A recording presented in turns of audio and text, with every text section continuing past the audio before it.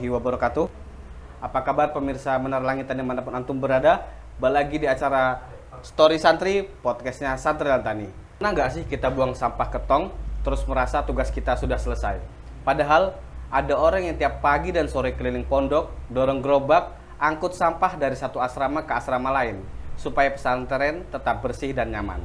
Dan pada episode ini kita akan ngobrol dengan salah satu pejuang itu. 1, 2, 3.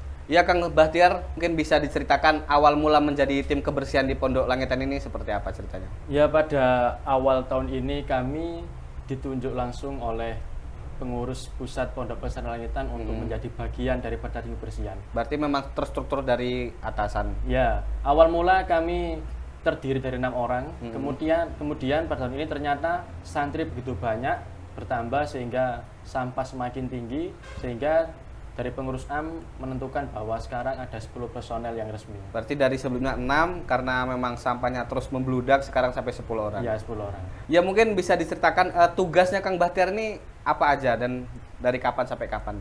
Untuk kami dari 10 orang, kami dibagi 5 orang.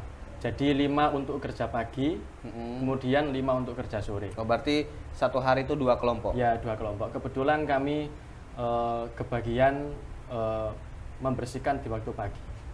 Sehingga awal mula setelah jamaah subuh, kami sudah siap-siap untuk bersiap-siap untuk membersihkan daerah pondok ya. Kemudian yaitu kami keliling antara asrama satu, asrama lain. Tidak hanya asrama putra, kami juga melipir ke salah satu asrama putri dan juga dalam masyayikh juga. Itu rutenya dari mana tuh? Startnya awal start sampai ke finishnya kembali? Start kami dari TPS Barat. TPS Barat. Lewat perumahan guru-guru itu yang di LCU itu, kemudian ke dalam Gus Maksum, kemudian di Pondok DF Putri, kemudian kami lanjut ke asrama-asrama putra. Itu berapa gerobak itu sekali keliling? Kalau sekali keliling itu 2 gerobak. 2 gerobak langsung sekali? Iya. Berarti sangat banyak sampah-sampah di Pondok Langitan. Jadi hitungannya itu beda sama kantin ya. Kantin ada lagi.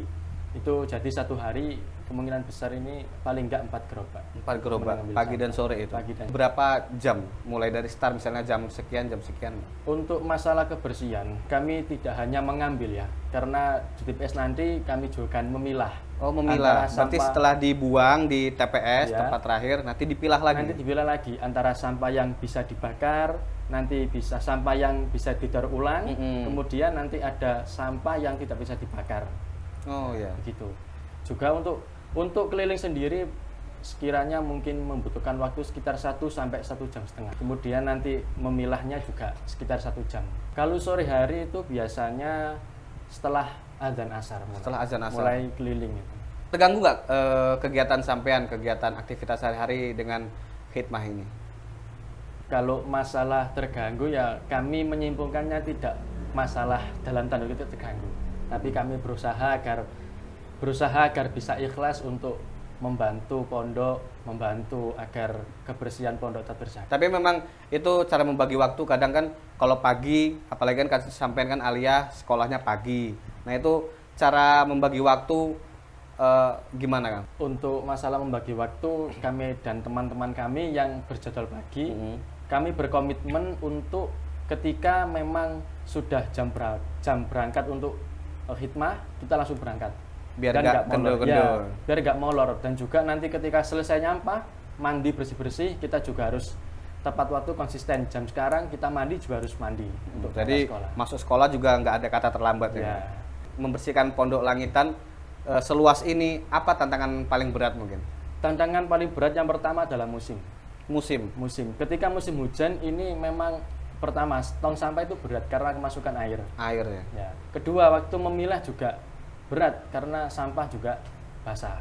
Kemudian ketika di situ ada oknum yang tidak mau membuang sampah pada tempatnya, otomatis ketika ada tong sampah dan di sampingnya banyak sampah, sampah yang di start tong sampah, itu juga menjadi kewajiban kami untuk memasukkan ke tong sampah agar bisa diangkut ke gerobak. Berarti memang tugas antum ini bukan hanya sampah ke ini ya, ke gerobak. Tapi ketika sekeliling tong sampah juga ada inisiatif untuk mengambil juga, nanggung gitu ya Mas. Gitu.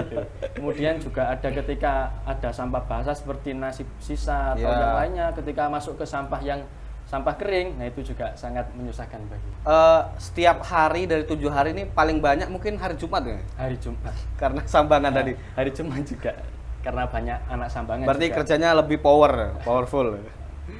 Hal paling unik selama membersihkan mungkin ketika perjalanan atau ketika muter-muter. Ini hal unik juga mungkin menjadi satu kenangan yang sulit dilupakan. Di antaranya pernah satu ketika kami di salah satu pondok putri itu nggak sengaja menemukan dompet dengan berisi nominal sekitar kurang lebih 2,5 juta. Cash itu kan? Cash 2,5 juta. Kemudian setelah kami teliti ternyata di situ uang untuk iftitahul durus. Kalau boleh tahu tadi ketemunya di mana? Di tong sampah atau di selokan atau ketika perjalanan gitu? Ketika kalau di Pondok Putri kami itu langsung memisahkan antara sampah yang bisa didaur ulang dan nggak bisa. Jadi ketika kalian memilah nggak sengaja menemukan dompet itu tadi. Ya mau nggak mau ya harus dikembalikan karena ya Ke pemiliknya. ke pemiliknya. Pesan kesannya yang pertama, kesan dulu mungkin selama menjadi tugas kebersihan. Kesan kami ya sangat-sangat bersyukur dan mungkin bahagia karena di sini juga kami bisa melatih diri untuk selalu berkomitmen menjaga kebersihan lingkungan, menjaga kebersihan pondok, terutamanya untuk ngestokaken dawuh kalau bahasa Jawanya kepada Yai, karena juga Yai selalu mengingatkan kepada kami untuk selalu membersihkan lingkungan pondok. Itu juga ngelatih diri kita untuk membersihkan. Ya. Terus untuk pesannya mungkin buat teman-teman yang di asrama masih sering buang sampah di sekeliling kotak sampah, tong sampah yang dan lain-lain. Pesan kami bagi teman-teman santri semuanya untuk selalu membuang sampah pada tempatnya.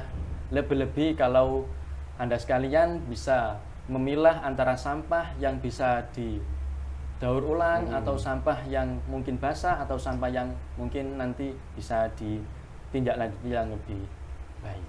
Ya itu tadi pemirsa pesannya untuk santri-santri mungkin besok ketika balik ke pondok lagi, kalau bisa lebih teliti dalam membuang sampah. Pertama dari kepekaan kita untuk membuang sampah pada tempatnya dan juga memilah antara yang basah dan yang kering. Hari ini kita belajar bahwa di balik bersihnya pesantren ada langkah kaki yang setiap pagi dan sore berkeliling, ada tangan-tangan yang rela kotor supaya kita tetap nyaman, belajar dan beribadah. Terima kasih banyak Kang Bahtiar atas ceritanya pada Terima kesempatan kasih ini. Mas Fikri, sama-sama. Itu tadi cerita kita tentang petugas pembersih Pondok Langitan ini. Mungkin sekian dari kami di acara Story Santri ini. Kita bertemu di episode-episode selanjutnya. Saya Fikri Pertama pamit undur diri. Wabillahi taufiq wal hidayah. Wassalamualaikum warahmatullahi wabarakatuh.